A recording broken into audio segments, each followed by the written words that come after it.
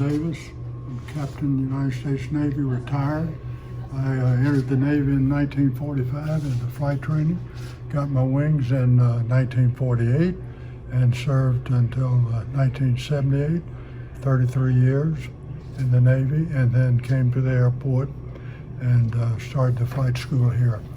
If you look around the lobby here, and I'll give you a little tour in a moment, but you'll see a whole lot of airplanes. We have model airplanes. We have a total of 71, I believe, of various types, all military, a lot of them Air Force, and of course most of them Navy, which are the ones I flew.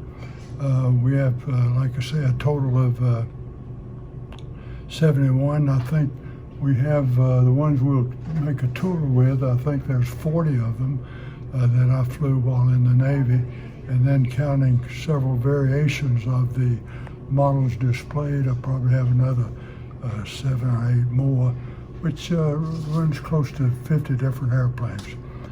That's a lot of airplanes, different airplanes to have flown.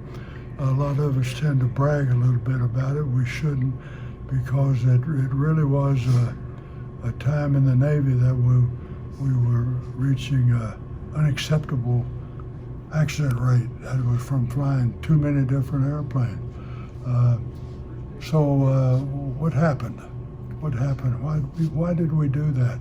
Because today's aviators will fly maybe at most 6 or 7 different airplanes in their flying careers. But back in the olden days, they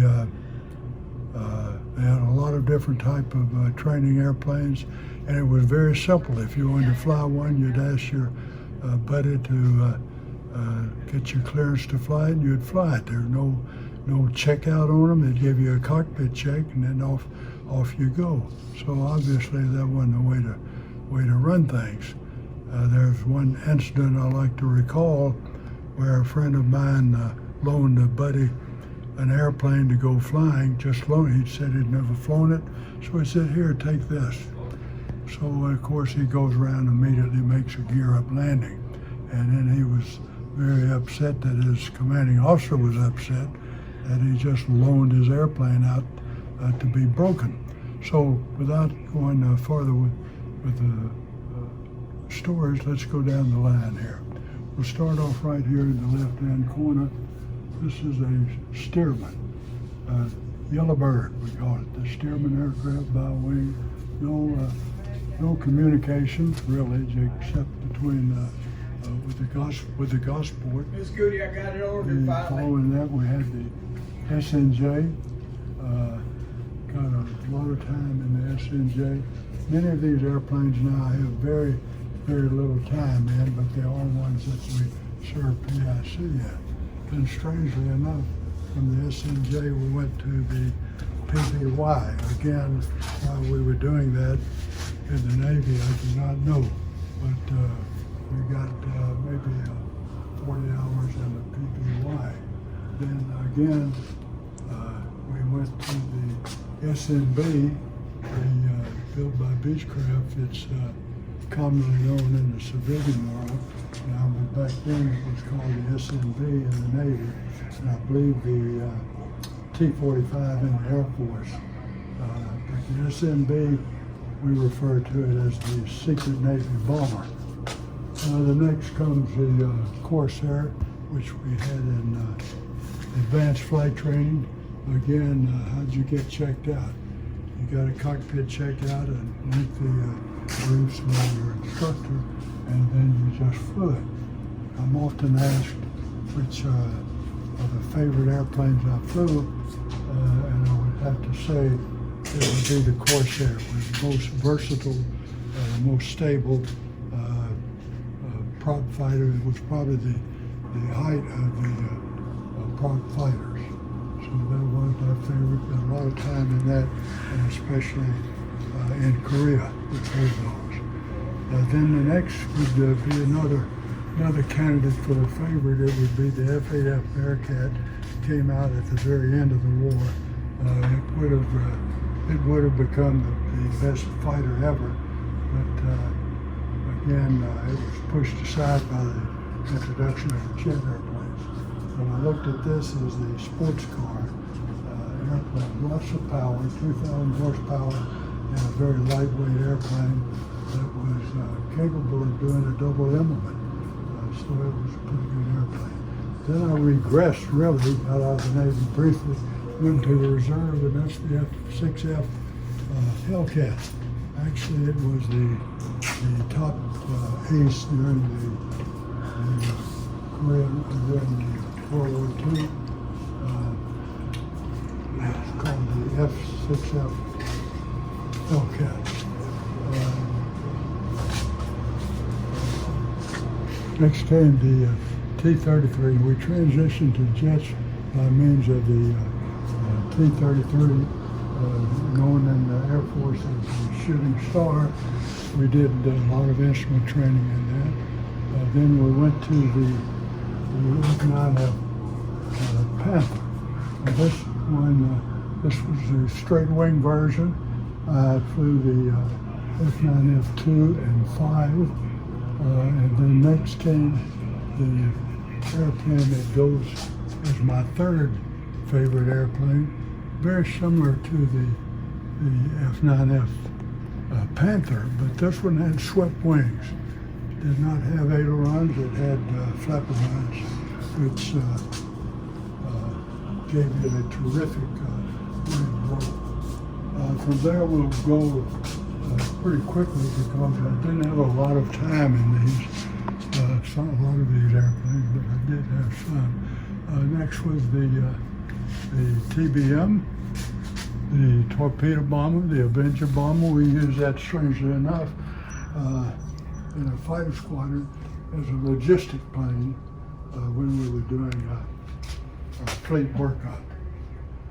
Next came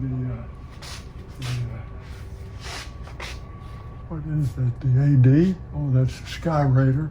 I've got a little time, that maybe 20, 30 hours. Tremendous payload. These are the ones that we escorted during the Korean War. Terrific airplane. Next comes the Banshee. I flew the Banshee 2 and the Banshee 3. Again, a very fine fighter, very stable. And next came the JD, very limited time in the JD. I think it was known as the A-26 during World War II, but the Navy used it for towing banners. So I went on a couple of flights towing banners in JD. Then going to the T-28. I did not fly that in training. They came along later in training. So, but I did get a lot of time in those as a building flight time, maintaining currency during staff assignments. And next came the F-4D Skyway. This was had the time to climb record for quite a while. It was really a speed demon, about 1.4 Mach, I believe. And next, my career took kind of a shift, going backwards, but then was ordered to Key West to fly the F-3D. It was a twin-engine jet fighter, a very comfortable, fun airplane to fly, but I'm afraid not too effective as a fighter. Next is the R-4D. We called it, I believe the Air Force called it C-47. A limited time in that as well, but again, we use that for logistic airplanes out of Key West. Next came the T-2, that's the T-2A and B. Flew that as commanding officer of the training squadron of those. So there's the T-2A and then the T-2B that's next to it. And then we have the T-37, which is the Tweety Bird that the Air Force adopted that. And I got a little time in that when they were trying to sell it to the Navy, but we didn't much like it as a trainer. The next one is the S2 Tracker. It's an anti-submarine airplane. We flew that off of Intrepid as a time builder. And then we have the C-131. We use that in the logistics squadron. And then the C-118. And then another fun airplane is the 239, I believe. Let me see. So what we come with? Yeah, the T-39. And then the C-9B, which is a spin-off of the DC-9 airplane. That we introduced that to the fleet in 1973. And then the A-3 Sky Warrior, we had that in the squadron as well, for VIP transport. And then what do we have next to that? The T-34. And then probably shouldn't have those the next two up there, but that's the A6.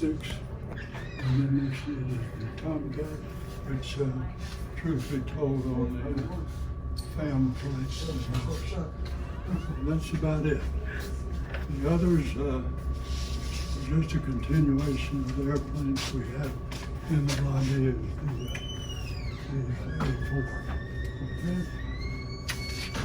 And you want to take a look at some of the ones around the lobby, okay?